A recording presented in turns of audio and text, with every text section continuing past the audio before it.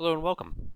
I wanted to take some time to discuss the physics in in the Godot game engine.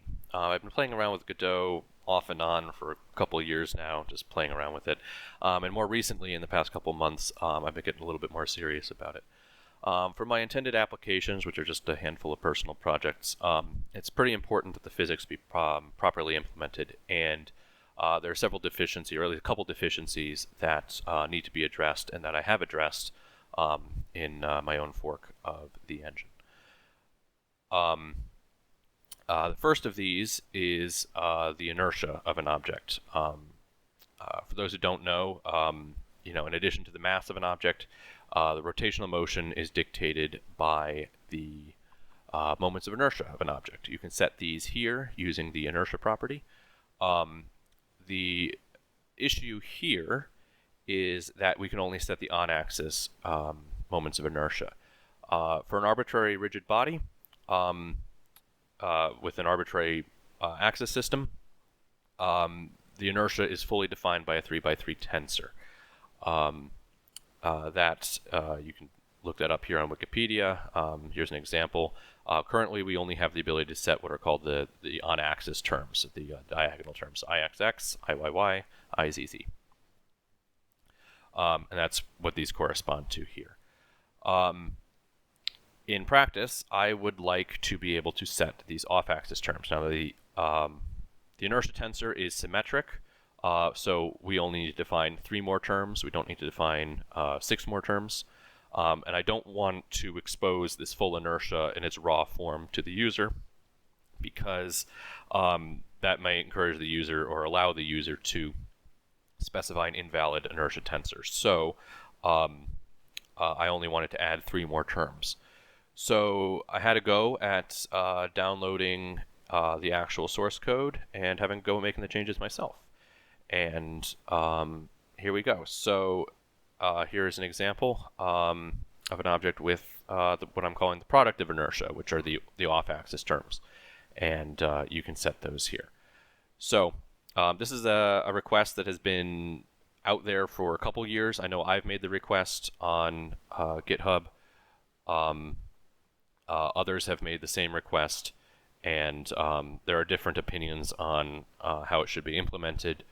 However, no progress had been made, so I took the time to do it myself. This is implemented for both physics engines. It was particularly easy to implement in Jolt because it already had the framework behind the scenes. It was a little bit more difficult to do in the Godot game engine because of some assumptions it had made.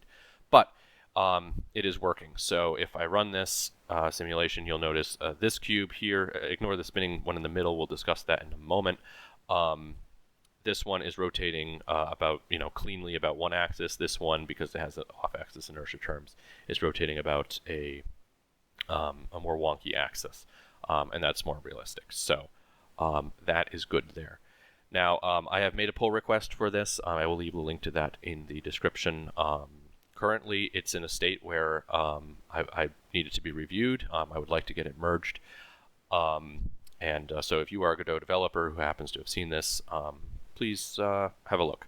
I think this is a feature that anybody like me who cares about accurate physics is going to want this, especially if you happen to know these parameters or want to define a custom inertia. So during my investigation into this, I happened across another pull request which noted that rotational motion wasn't being simulated properly, and I verified this. This is an object with I'm allowing the inertia to be calculated automatically, so you'll see that these are zeroed. But because of the size and shape of this object, it has 3 different axes of inertia. The x-axis, the z-axis. Godot's axis system is messed up, but the z-axis system, or z-axis, has the highest moment of inertia. The y-axis has the second highest moment of inertia, and the x-axis has the least moment of inertia. In real life, if you were to spin this or attempt to spin this around the y-axis and had any amount of off-axis spin, this will be unstable. and it will try to then rotate not only about the y-axis, but also periodically rotate about the x-axis and the local x-axis at that. When I do this, I do not see that behavior. It rotates cleanly about this axis, and that is not correct behavior. So while I was already working on the code, I decided to peel that open and have a go at fixing that myself, and I identified the issue. Basically, the rotational equations of motion are not being properly implemented. It's currently using what I would consider a naive approach to implementing rotational motion, which admittedly is simpler, probably a little bit more performant, but is ultimately not correct. So I have enabled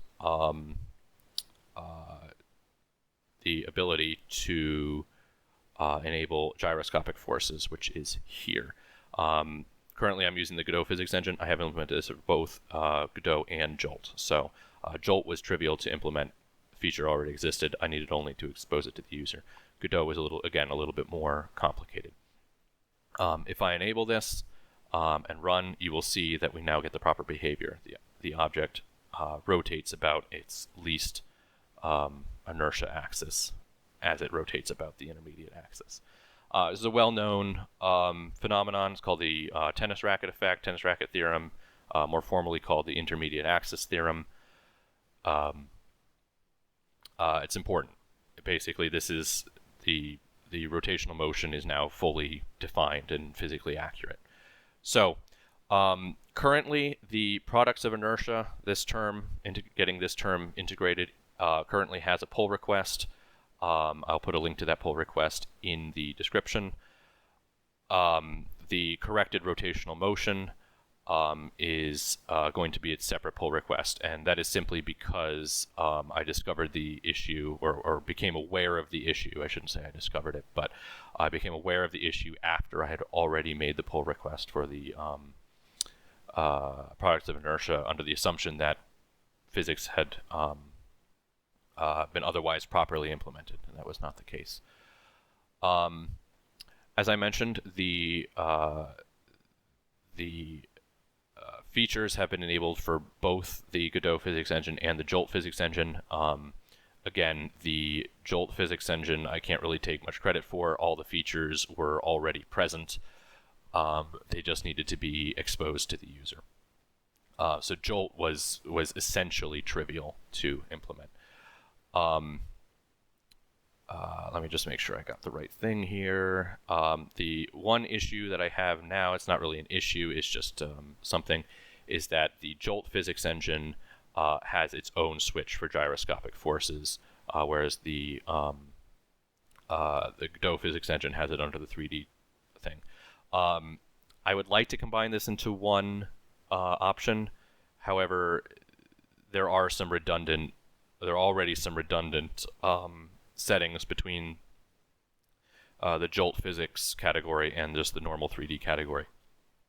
And when I was doing the, actually writing the code and everything, Jolt seemed to only pull from this area, and I didn't want to make that inconsistent. So right now it's two separate options.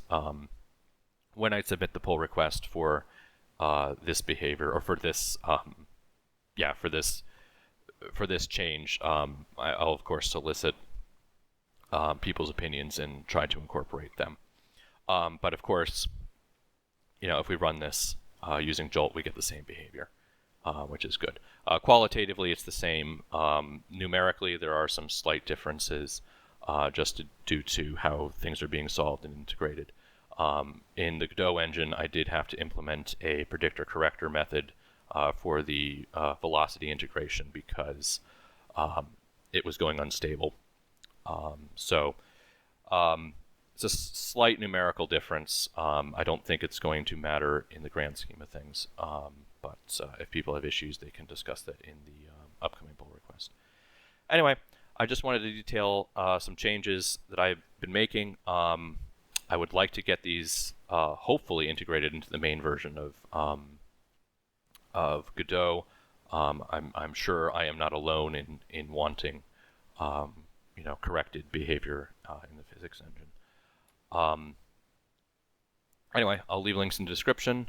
Hopefully somebody found this useful. If you are a Godot developer, I would really appreciate any reviews or a look at my pull request. Anyway, that's about it. Thank you very much for watching, and take care. Bye.